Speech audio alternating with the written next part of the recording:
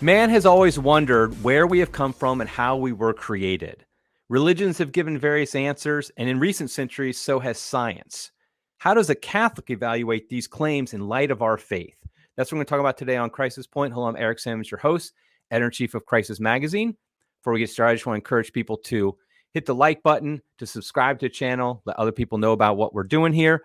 Also, you can follow us on social media at Crisis Mag. And subscribe to our email newsletter. Just go to crisismagazine.com, entering your email address, and you'll get our articles sent to you every day, usually about 2 articles a day. Okay, so we have a great guest today, Dr. Gerard Verschuuren. He told me I pronounced it right beforehand, but I still probably messed it up. He's a human biologist, a writer, a speaker, and consultant. He's working at the interface of science, philosophy, and religion. He specializes in human genetics, and also earned a doctorate in the philosophy of science, and has studied and worked at universities both in Europe and the United States. He's the author of many books. I have 3 of them.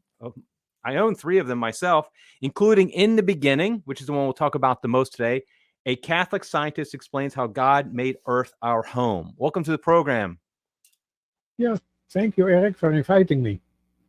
Yes, it's great. I've been wanting to have you for quite some time, so I'm glad we were able to work out a schedule. Like I said, I have a number of your books.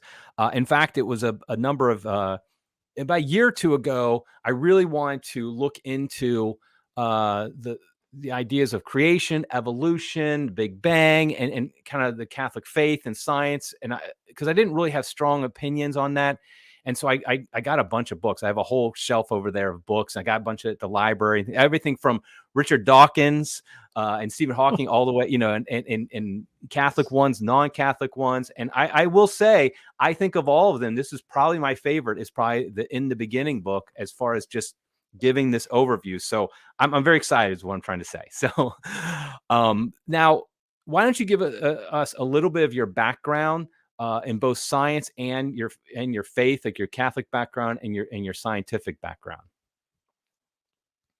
I will try not to do that more than an hour. Because there is so much in my life that I would like to mention, but I won't. So I'm a cradle Catholic, but as happens a lot when you go to college, you lose a lot of your faith until you wise up and you discover that there is much more to it. And so when I was studying human biology, I was brainwashed that science knows everything. Well, I learned better when I was dealing with scientists, and I thought, yeah, that can't be true. So I gradually got back into my faith. And now I am a very dedicated Catholic. I have to acknowledge that beforehand. So I'm very proud of that, actually, that I'm dedicated. Though it's a gift from heaven, I did my part. And so we are going to do that. And so I learned to study more the background of science. So I went into philosophy of science, and that's what was my thesis about, the philosophy of science. Some people call it the science of science, but it's not an experimental science, of course. It is based on philosophy. And philosophy can be very strong in its arguments. And the Catholic Church has a very strong tradition of faith and reason. There is no faith without reason. So there are a lot of faiths, but a lot of them reject reason because they don't want to be attacked by reason. And so that's where I am now, and I started to publish books on that issue more and more. And I always was trying to fight all the attacks that we received from all kinds of angles, not only atheists or scientists, but also people who just are, let's call them, nothing. They don't believe in anything. And as Chesterton always said, if you don't believe in God, you can believe anything. And that is true. I think that was a wise statement of Chesterton. So I learned my lesson in life, and that's where my books come from. Is that an answer to your question? Yes, absolutely. So now, before we get into some more specifics, because we want to talk about the beginnings of the universe and creation and all those things, But I want to just ask a more kind of high level question, which is, what are the principles for doing science from a Catholic perspective? Obviously, certain principles are the same if you're Catholic or non-Catholic, but as a Catholic, when you're doing science, what are kind of the principles in your mind while doing it? I think Catholic scientists do the same as non-Catholic scientists. They use the scientific method with all its limitations, but they do basically the same. So, but maybe their questions are different. They might say, why is this so? And what I do in the book in the beginning is, can I say more than science can tell us? And that's where we part, the non-scientists and the scientists. In general, I would say there are many scientists who are Catholics, and there are many Catholics who are scientists. So the two do go together. But sometimes they come to different conclusions when it comes outside the field of science. For instance, when it comes to creation, creation is not a scientific issue. So if I say something about creation, I'm not talking as a scientist anymore, but I am talking as someone who has also a philosophical background and a religious background. And that turns things sometimes a little bit around. And we need to be aware of that. So in the book that we are discussing today, in the beginning, I am a scientist with also a religious cap on. And I'm a religious thinker who also has a scientific background. And scientists are usually a little bit skeptical. They say, can you prove it? Can you prove it? Well, in philosophy, there is not much you can prove, except what I always say, all the arguments for God's existence.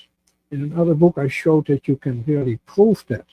And everyone who accepts certain starting points has to come to the same conclusion as I do, that there is a God and that there is a creator.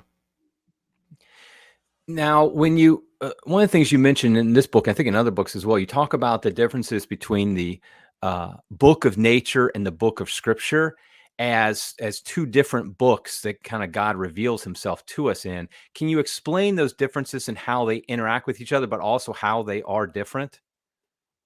Yeah, that separation, the book of nature and the book of scripture, is basically traced back to Galileo. But he didn't invent that, of course. We find it already from St. Augustine and people before him. It was a very common distinction.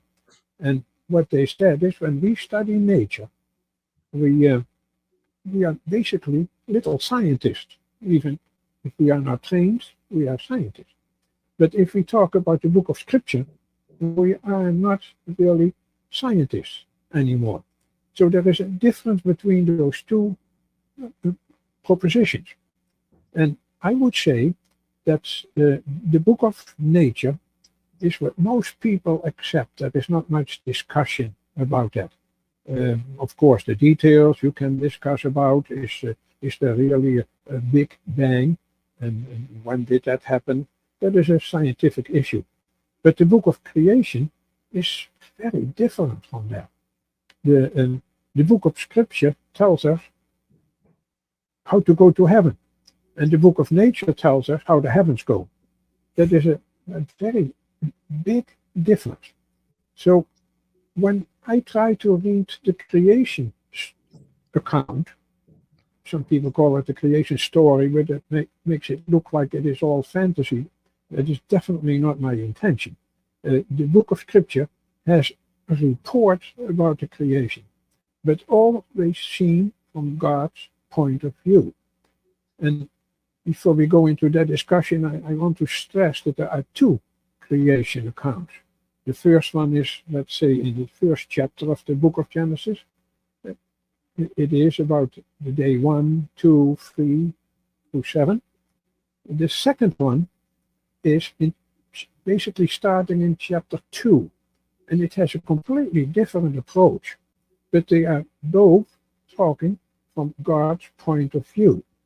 So you cannot just say creation is day 1 through day 7 and forget the rest of the story, which is a completely different one. That is the Adam and Eve story, account, I should say. Story is confusing, as I said already. So we have to read all of that. I always say that when you read the first story, which is probably the most popular one, we can't read it as a literal description of how creation was done. First of all, when God created this universe, he also created time. Time is a creation, is a product of the universe.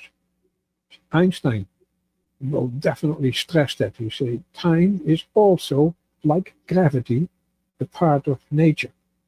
So to talk about what happened before the universe was created is a little weird, because there was no time in our mind, in our thinking.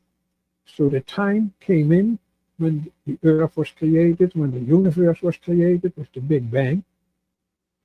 And then what the book of Scripture does, it creates a split. It's not a chronological story. That is my main point that I try to explain in the book quite extensively. And on day 4, he adorns everything. He adorns the day and the night with the sun, the moon, and the star. On day 5, he begins to populate all of that, the sky and the sea with birds and fish. On day 6, he populates the land between the divided waters. So it is a different structure than we think. We read it as a scientific account, which it's not. And I can almost prove that by going extensively into all the details, but I don't think that is fair. All that the Genesis story is trying to say, it all came from God. And if you read that literally, you come into all kinds of problems. So he creates the day and the night before there is a sun and a moon and the stars. That couldn't be possible if that were a literal account. And then he populates the sky and the sea with birds and fish. And on day 6, he populates the land between the divided waters. And without plants on the land, like oxygen for us, we could not even exist. So it's a little weird to think that it was done in that order. So they call that a structural approach of Genesis 1. I am not talking it away, because I'm a firm believer that Genesis 1 has a beautiful account to tell us.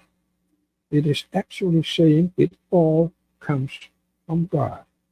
And in the populations around Israel at that time, it was very common to create gods. The sun was a god, the moon was a god. If you ever watched all the documentaries on the pharaohs, you will see how pagan they were. Everything is God, God, God. And then they have frogs and birds that are also that kind of thing. So we have to see Genesis 1 as a proclamation of monotheism. There is only one God. And all the other elements that have become gods in the minds of some are all created by God. He is in charge of everything. And one of the things that you mentioned in the book that I think is a great distinction is you talk about the difference between creating and producing. And that a lot of people talk about, like, what is creation? They just assume the word creation is used in 2 different ways, though. And so talk a little bit about the difference between the 2, and how the creation out of nothing means something philosophically, religiously different than when scientists might talk about, like, producing something out of nothing, but they might use the term creation out of nothing. What are the differences there? Yeah, if you want a healthy discussion, you have to distinguish terms, and that's what you are referring to. We have to see that creating is different from producing. And scientists don't make the distinction because almost by upbringing, they don't believe in creation. So, but still, they use the word create. What is happening is Thomas Aquinas came up with that important distinction. He says when you produce something, like we do almost every day, we produce something from something else. But creating something, we can't do that. God is the one who creates things, and to do so, he creates something from nothing.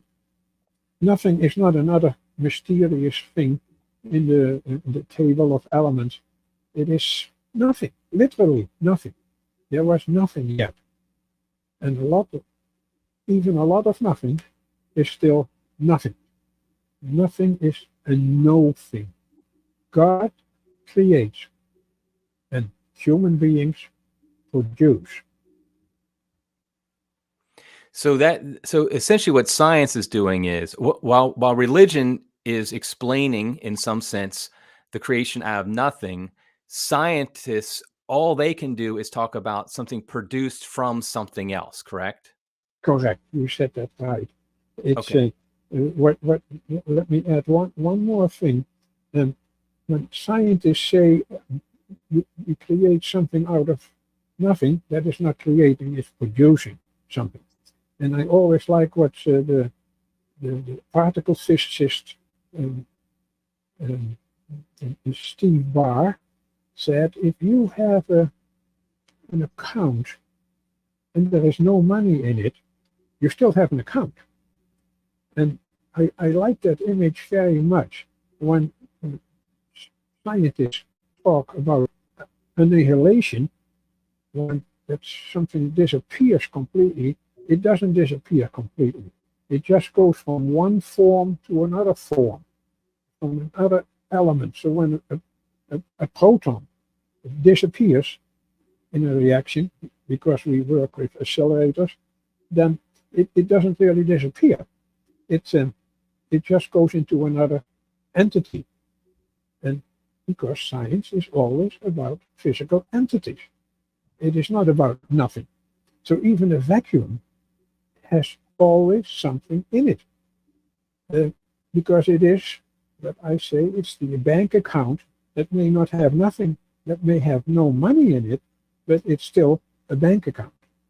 And we have to keep that terminology straight, is vital in our discussion.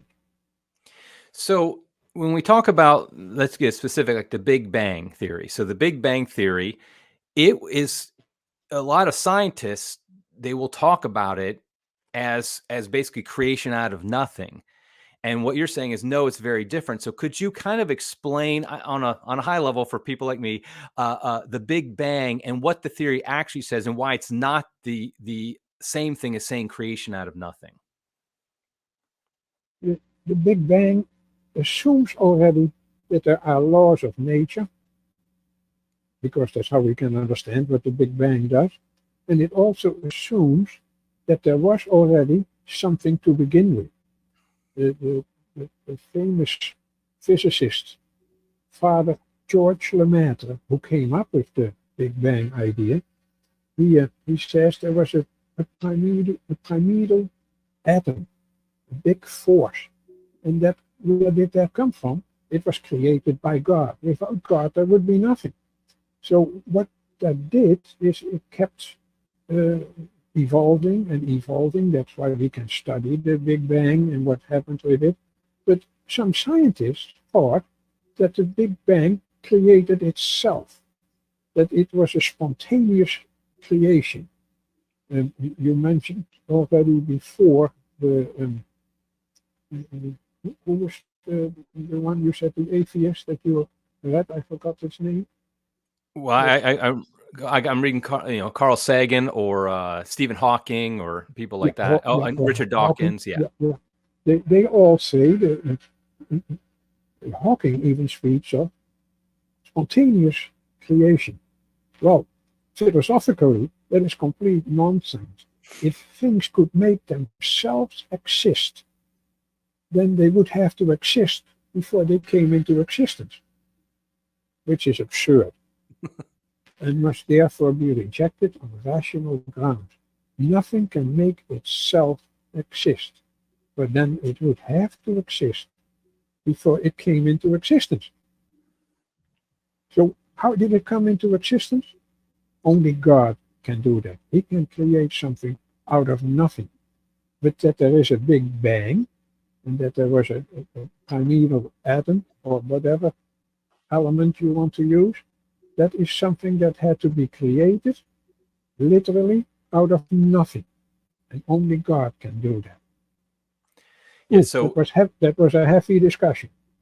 yes, because I mean, if you have even the primordial atom has to come from somewhere, and so it, like you were saying, can't spontaneously create. Now, one of the things about the Big Bang Theory and just general science that sometimes concerns Catholics has to do with the time scales, the age, because one of the things that a lot of times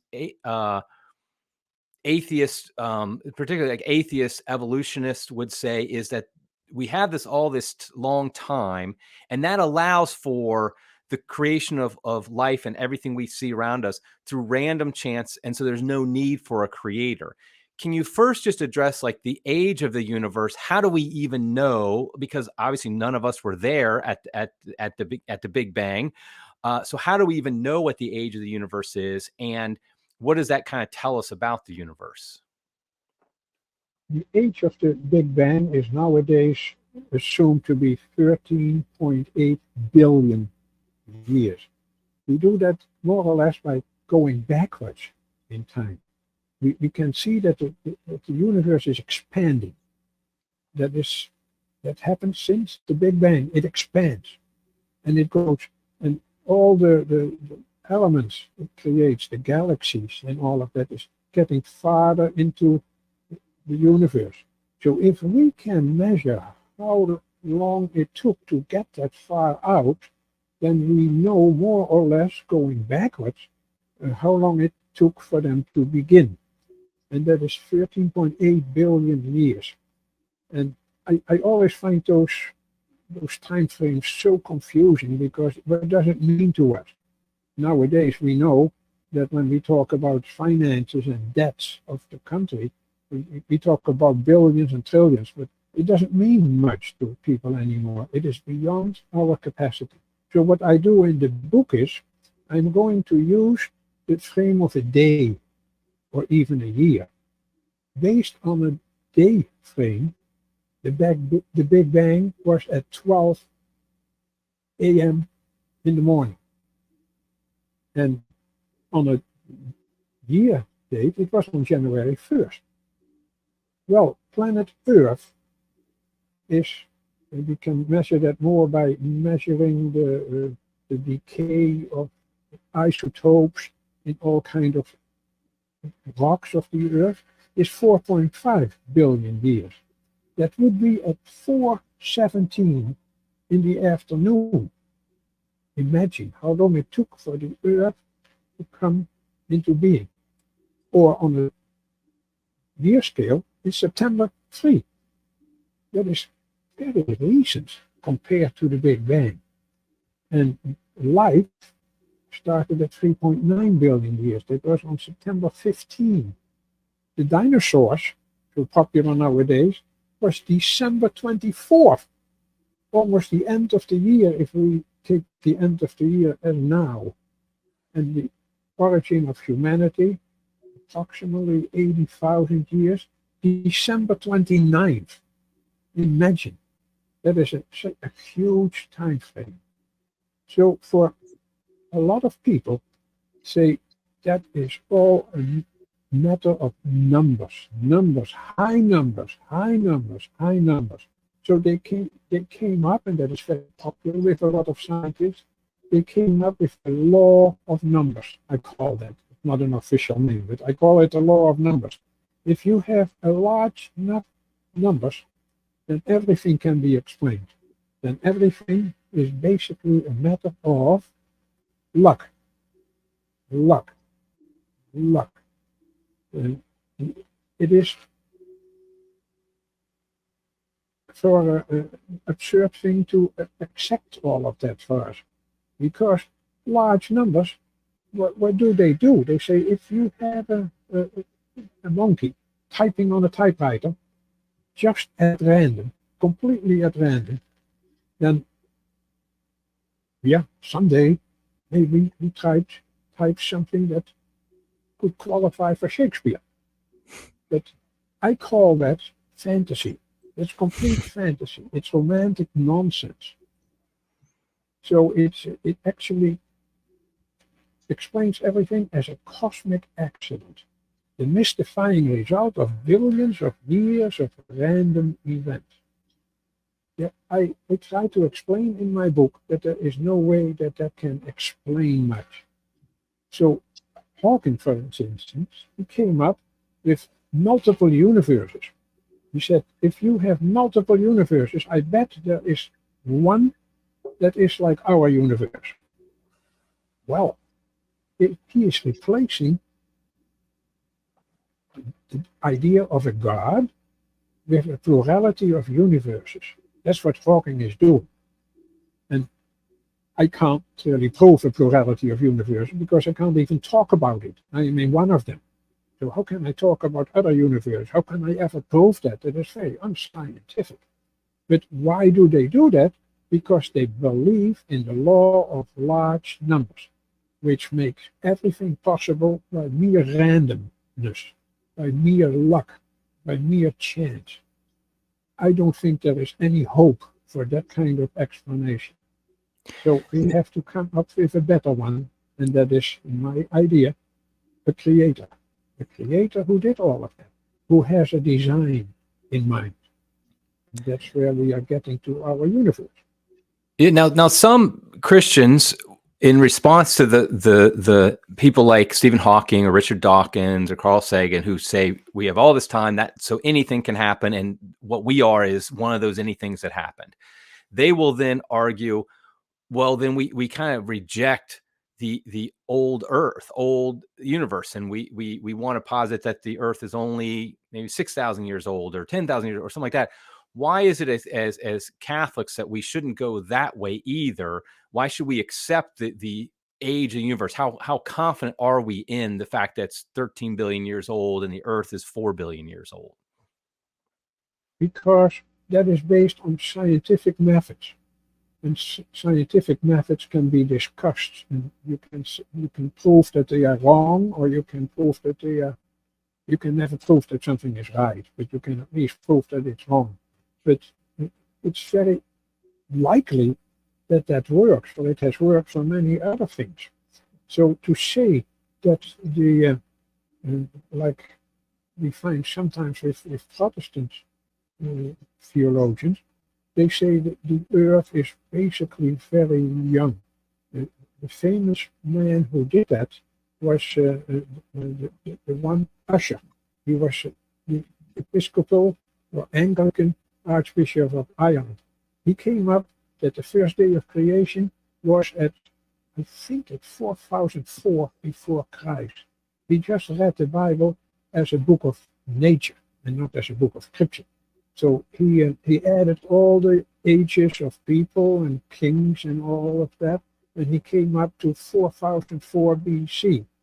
Well, that is, I can't see how that is possible, because that is not based on anything scientific. It is based on misinterpretation of the book of scripture. So can you defend that? I think that is very hard to do. So there must be a way that we can do it better. And that is what I say, the scientific methods. Why is the universe so old? Well, some people say, couldn't it be 4,000 years?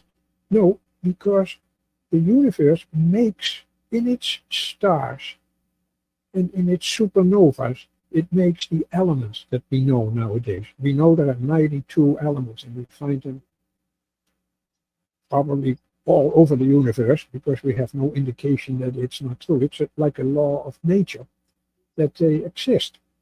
So there must be a way that those were created, no, produced.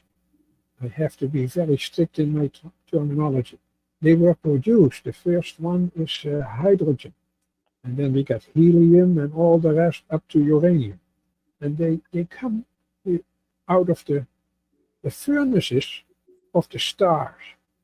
When they explode as supernovas, they get spread through the universe. And that is a very time-consuming process. That's why the universe is so old. And why is it so vast? Because it's expanding. So if it didn't expand far enough, if it didn't have the right size, then it would not have lasted more than a few minutes or even seconds, too short for elements and for life to develop. So we have to think in different time scales when we are talking about the book of nature. That's why I'm going into the whole story as I do in the book. Use it in a day frame or in a year frame, and you can see what we are trying to do. So can we hold on to the old story that the universe was created 4,000 for BC? I do not see a way to accept that. There's no way. Now, when we talk about then the age of the universe, obviously you're talking about a development over time. The word obviously everybody uses evolution over time from the Big Bang to what we have today. And I think that the primary thing that you address in the book, but then we need to address here is, how does that relate, God being the first cause, being the cause of all things, the creator of all things, with these secondary causes? How are they related between each other? Like, does there being secondary causes, does that somehow invalidate or undermine the idea of God being the creator and the cause of all things? No, for the secondary causes could not exist without the primary cause. Without the primary cause, there could not be secondary causes. So if we think just in terms of secondary causes, which scientists tend to do, because that is all they can manipulate and experiment with in the laboratory and that kind of things. If that's the case, then where do those secondary causes come from? As I said already at the beginning, they cannot make themselves exist. But then they would have to exist before they came into existence, which is philosophical nonsense.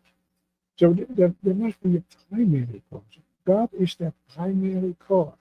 We can only accept the primary cause. And let me use an example. And Thomas Aquinas uses the terminology of primary and secondary causes. He didn't quite introduce it, but he was famous for using it. He said, let me give you an example. If I say, what is the cause that the shelf on my book doesn't fall down? Because the shelf holds it up. But how come that the shelf doesn't fall down? Because it's in a bookcase. And how come that the bookcase doesn't fall down? And we are going back and back in explanation. Some say in time, but this is not a time issue. So where does that bookshelf come from? And so we can go back and back and back, but we could go on forever. And that is, in philosophy, that is a method with no regress. It goes on endlessly. So it doesn't explain anything. It can only be explained if we assume that eventually that bookshelf and the bookcase and the house are all kept in tow by the primary cause. But that primary cause cannot be an element of the bookcase or the book or the house or whatever. It is of a different level, but it makes all the other stuff exist, possible. And without that, there is no way we can explain anything in life. It will be an endless story if we do it with primary cause, with secondary causes. So we have only one thing, the primary cause. That's where the buck stops. Now, when we talk about this, God is the primary cause, and you have secondary causes in nature, How is that not, though, deism? Because obviously Catholicism, it doesn't have the same beliefs as deism, of this idea that God just starts it all and then he kind of just sits back and watches it go, kind of like the clockmaker winds up the clock and then he just lets it go. How is this not deism? Because deists think that all God does is start the machinery. But God has to do much more. He has to not only make it come into existence, but also keep it into existence. He is not a landlord that just puts his hands off, the hands-off approach. He has to keep things into existence.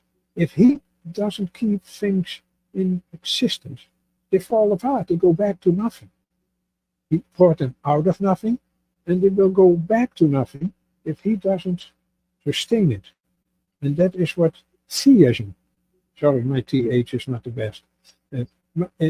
He has to make it keep going. If God stops sustaining the secondary causes, they will go back to nothing. And that is where theism has to say much more than deism does. And besides, theism will add to it that God is also the designer behind it. He has something in mind that he keeps working on. That is what we call in scientific terms, no, in religious terms, that's what we call providence, God's providence. God makes it possible. Even randomness is basically only possible if God allows it. God will do that. I always like the story of Father Pio, who said, if you think that everything is a matter of chance and luck, you don't believe in God. Because God is the one who lets everything happen, even the chances that we talk about. The design of the world is in God's mind, and he makes it happen day after day after day. He is the sustaining force in our universe. So we see then, of course, the universe over billions of years, which, as you said, is just almost sounds like a made up number when if you try to really think about it. But the things are evolving. So you have your suns that are exploding, and then so the elements are basically being produced out of this, and then we have what we have now. A lot of scientists would say this is like random chance. And what you say in your book is kind of, you almost answer that yes and no. And can you go more into that? How God, how does God then direct, or does he direct, like how we get to where we are today, where we have rational human beings? We'll talk a little bit about the creation of life and rational life in a minute.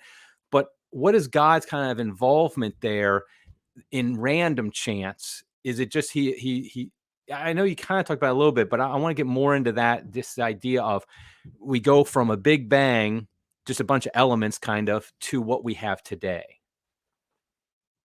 Yes, it's a very important issue there. We have to realize that, first of all, the laws of nature come from God. They don't come from themselves. I don't have to say that anymore, I think. They were implemented in this universe. There is no universe without the laws of nature. So things do happen according to certain laws.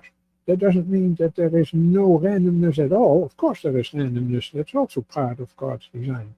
So we think that when you put things together in a test tube, that they will just interact randomly.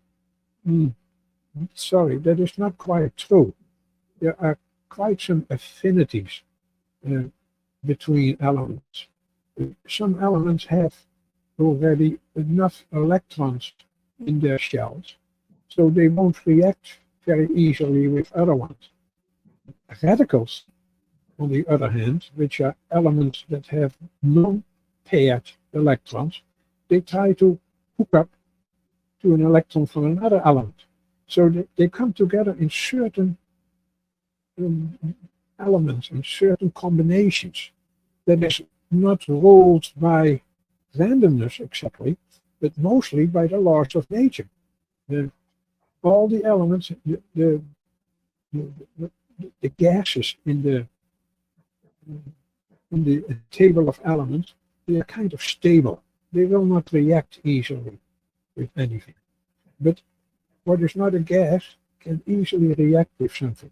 So when you put oxygen and water together, or hydrogen and oxygen, whatever you want, they respond to each other, more or less. Respond is, of course, a human expression. But they will create water, for instance.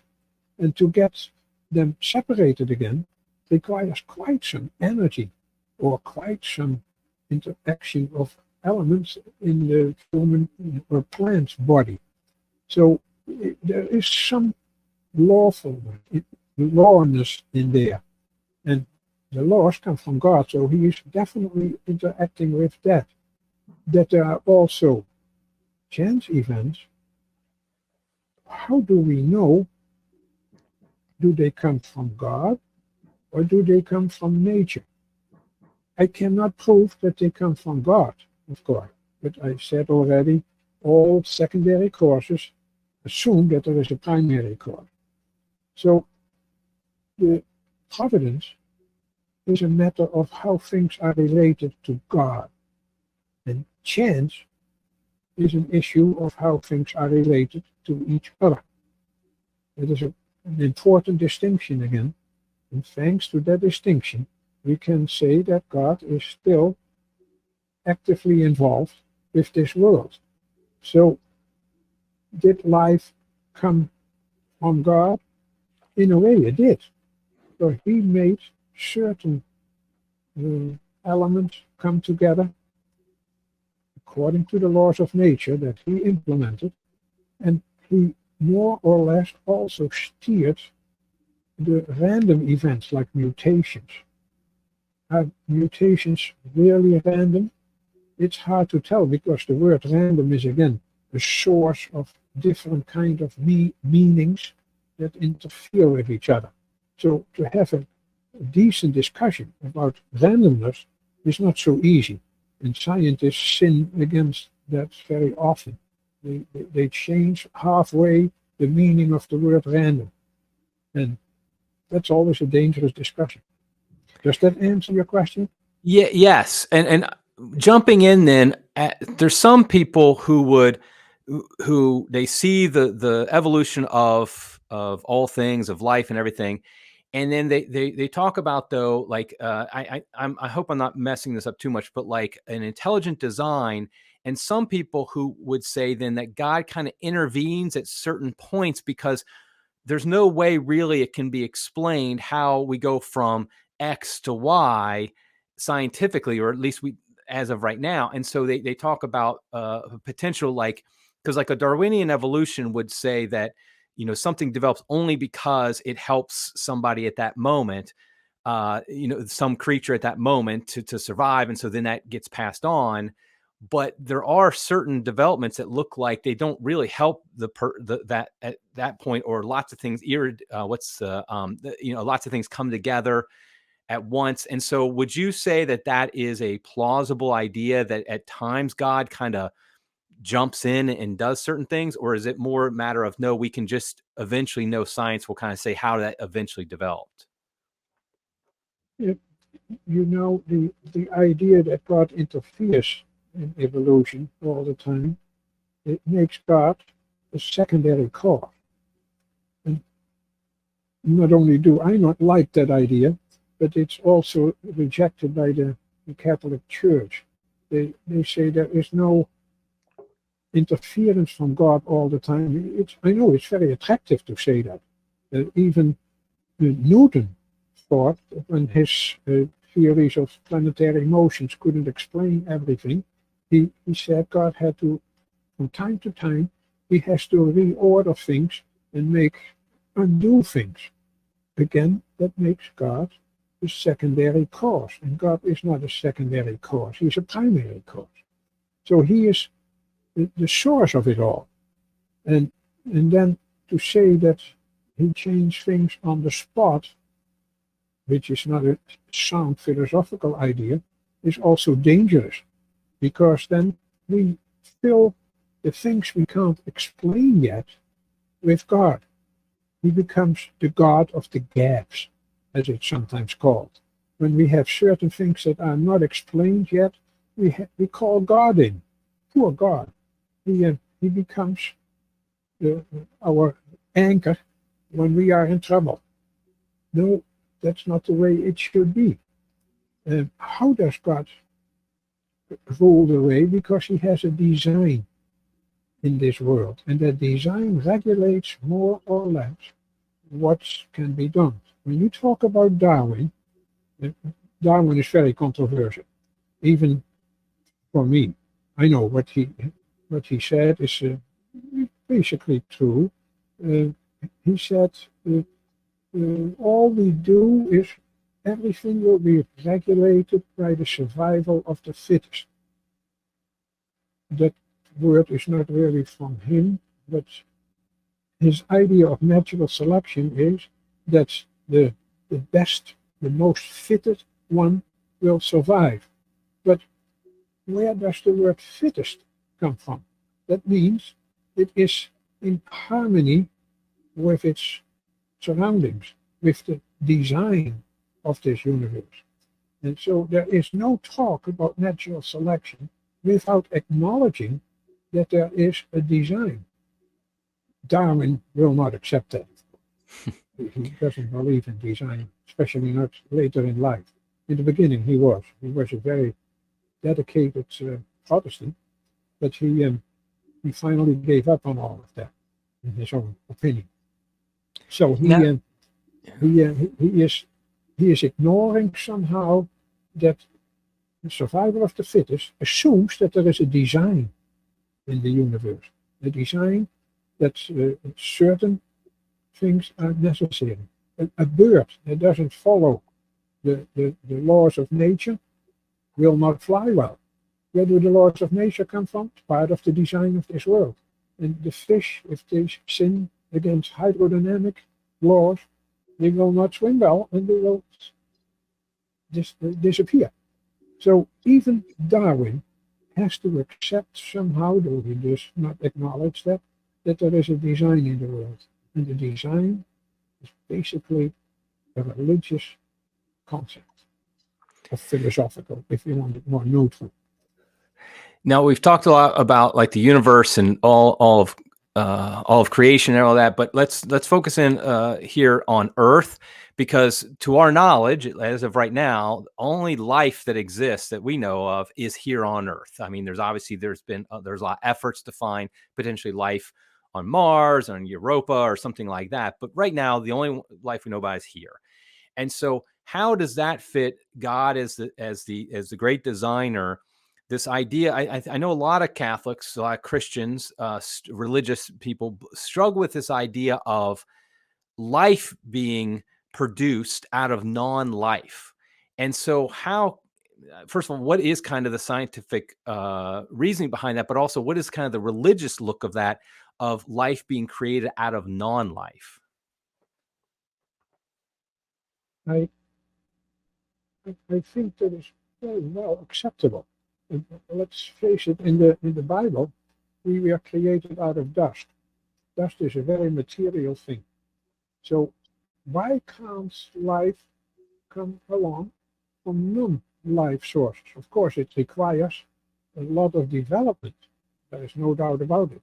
When the first experiments were done by Operine and people like that, they put in test tubes certain elements that they thought were in the primitive atmosphere of the Earth. And they put electric energy through it, and gradually new molecules developed because they follow, again, laws of nature. It's not all randomness. So he found that there were the beginnings of amino acids, the beginnings of certain carbohydrates, and that proof, I call it basically a proof, has only got stronger and stronger and stronger. Can we deny it? I find that hard to do. But I know I cannot force anyone to accept evolution, but there are definitely very strong indications that the first life on Earth, which probably originated near thermal, thermal vents, that is where gases from the inner side of the Earth come out, which is very warm, very hot actually, and that creates what we did in that experiment. It's like electric energy and heat combined, and there was electric energy from all the, the, the lightning that was taking place in the atmosphere. There could be new molecules, new compounds that did not exist before. Again, is there randomness involved? Yeah, a little bit, but it's more regulated by non-random elements, that certain molecules have a stronger attachment to others. And so when we study nowadays the carbon element, the carbon has a very strong feature that it can make very long chains of carbon, carbon, carbon, carbon. And when we talk about carbohydrates, that is basically a whole series of carbon, carbon, carbon, carbon. Starch is a long exchange of carbon, carbon. Did that exist before? Not really. Does it exist on other planets? We don't know.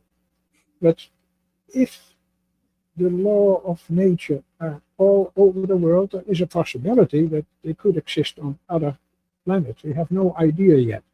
So people who say, oh yeah, there must be life on other planets, I will say, hey, wait a minute. That is going a little too fast for me.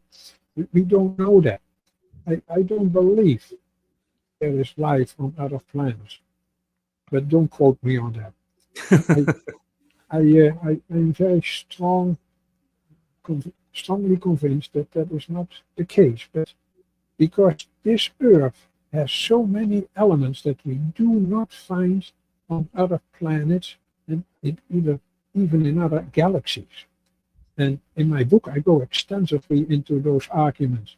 Why is this universe, this Earth, so unique? It has so many elements that we do not find anywhere else. And that is quite amazing. Earth is, if it wouldn't be as close to the sun that we would burn up, but not as far that we would freeze solid. If we were much closer to the sun, it would be too hot to have liquid water. If much farther away, it would be too cold. If the Earth were much smaller, then it would not have sufficient gravity to retain an atmosphere. If it were much bigger, it would retain a lot of hydrogen in its atmosphere, which would be the wrong kind of atmosphere for life. It has plate tectonics. We have not found that on any other planet, or so far not anywhere else in the universe. And plate tectonics, that is the shells we talk about. Thanks to those plate tectonics, we get sometimes, unfortunately, we get earthquakes and all that kind of things, where plates come over each other and collide. And the Earth has all those features. It has a unique combination of features that I think is very hard to find somewhere else, even according to the law of numbers. If you have enough numbers, enough planets, there must be one somewhere. Maybe not. Maybe not. So somehow our Earth has all those conditions needed for life, including you and me. It is amazing. You go through it in your book and about how unique, not unique is not exactly the right word because we don't know for sure, but that it's exceptional. That what the Earth is, how it's so much geared towards life and our life. Now, one of the things I read often when I read the atheistic evolutionists is they basically do not see man as fundamentally different than animals, that we might have certain talents that an animal didn't have, but an animal has certain talents that we don't have. You see this all the time from atheists, and it really kind of trying to diminish. But yet, as Catholics, we know that there is a fundamental radical difference between animals and us, because we're rational animals, the rationality. But then, so how doesn't God have to? I mean, I know the Catholic Church teaches that basically God creates the soul. So is that like a situation of God kind of intervening in the development of man, in that he inserts a soul, so to speak, at some point in history? I mean, how do we look at that from both a scientific and a religious standpoint? And I don't think he intervenes so much, because the soul is a non-material entity. So it comes directly from God. The soul is not something you create from material entities. So what we are dealing with, and you say Catholics believe that humans are unique in a way, even philosophy will agree with you. There is the fact that we have language. I know some people say animals have language too, but there is a lot to say against that idea, because language is based on concepts. Concept is a very important philosophical idea element.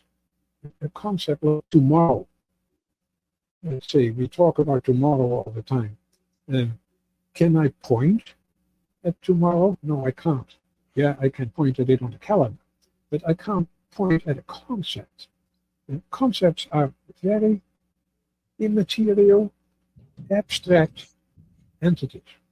And when we talk about circles, that is a very intricate concept that is connected to a radius, diameter, and all that kind of stuff. But you will never find a circle around you. There is never an ideal circle. It is a concept. And concepts are not material entities, as I said already. And that explains why when we talk about truth, with rationality and truth, there is no physical element in this world that is covered by truth. We reason in our mind and we say some things are not possible, just based on rationality. Where does that come from? Truth is an element that is non-material. And concepts are elements that are non-material. If we say that that's always explained by neurons, certain neurological network is the basis of a concept. The neurological network in itself is a concept. It is a concept from neuroscientists. So we are reasoning in a circle if you do that. So you cannot say that a concept is a material thing. A neuron is a material thing. But is a neuron the basis of a concept? No. But then you make a concept physical thing. And concepts are not physical things. Circles, we know what that is. Most people do. But neurons, you only know when you have a concept of a neuron. So you need that. And the same story is about morality. Morality comes with duties and rights. Have you ever found rights in this world? Yeah. We say, of course, there are certain rights. Yeah, but you can never point at a right. It's not something that you can put under the microscope. And the same with duties. We have duties to do. We have duties to respect life. Can you put it under the microscope? No, because duties and rights are non-material entities. And they are unique to humanity. That's why animals don't have duties and rights. Yeah, nowadays we assign all kinds of rights to them, but they don't have rights. They don't expect other animals to respect their rights, because animals don't have rights. And if a bear mauls you, we can't call them to court because they have no duties and rights. So we have nothing to defend. Morality is a human issue. It's a human concept. It's a human faculty. language is a human faculty. Of course, dogs can make all kinds of sounds, but sound is not a language, and sounds are not content. Whew, there was a lot again. Now, on the we're gonna wrap it up here in a second, but just we get a lot in our world today, in our modern world, Catholics, all Christians, religious believers, we get attacked a lot from the quote unquote science that the atheistic and like, evolution proves God doesn't exist. The age of the universe proves God doesn't exist. All these things. What would you recommend for Catholics who want to look more into this? Obviously, your books. I'm going to link to the book here in the beginning and your other ones. You mentioned that. Yeah. Yeah, exactly. I mean, I think that's a good place to start. But where would you say, like, if somebody wants to say, okay, I want to understand the science behind this on a lay level, I'm not talking about scientists, but like a lay level, understand the science behind it, but also from a Catholic perspective that doesn't inject a lot of the atheistic stuff into it. What are some resources besides your book? Do you have any other recommendations? Yeah, I wrote many books on that issue. And I think the best thing to mention is where my website is. Then I'm not trying to sell my own toko, my own business here. Oh, but please do. It's okay. Because those books are written by a scientist who is a religious person. My website is, sorry, it's a long word, where do we come from, but all separated by dashes. Where dash do dash we come from.com. And I'll put a link to that in the show notes so people can go to it easily. Oh, that would be great. I have many books on that issue. You can see some behind me, and they are all written from a religious kind of view. So if you just read what scientists say, they tell you probably only their scientific view. And that is only half the story. And the other half has to come from somewhere else, from people like me. And a man that thinks a lot in this and does a good stuff is Stephen Barr. Oh, yes. He has written a lot of stuff. He's sometimes a little more technical, though, than what I try to do in my books. But if you can handle that, he is a perfect person to read. His book, Modern Physics and Ancient Faith, I think it's called. I honestly thought that was one of the best books I've ever read on the topic. And like you said, it's more like your book in the beginning is very good in the sense that, you can see it's relatively short. It's more just trying to give the high level, and then Stephen Barr goes more into, like he gets more technical. Like you said, there were some parts where I admit it was kind of glazing over me, but it was well worth it to still go through it because it had a lot of great insights. Oh yeah, it's a good challenge. It's worth the challenge. Yes, right, exactly. It's one of those books where you have to work, but it's well worth the effort. So. Correct. Very good. With me, with my books, you can fall asleep. No, your books are very readable. They're very good, very good. So, okay, well, thank you for all that you've done, all the books and work, and thank you for being on the podcast today. I really appreciate it. And like I said, I'll link to these different resources in the show notes so people can follow them as well. Thank you so much, Eric, and I love your magazine. So you do thank you. Job. Yeah. I appreciate that. Okay, until next time, everybody. God love you.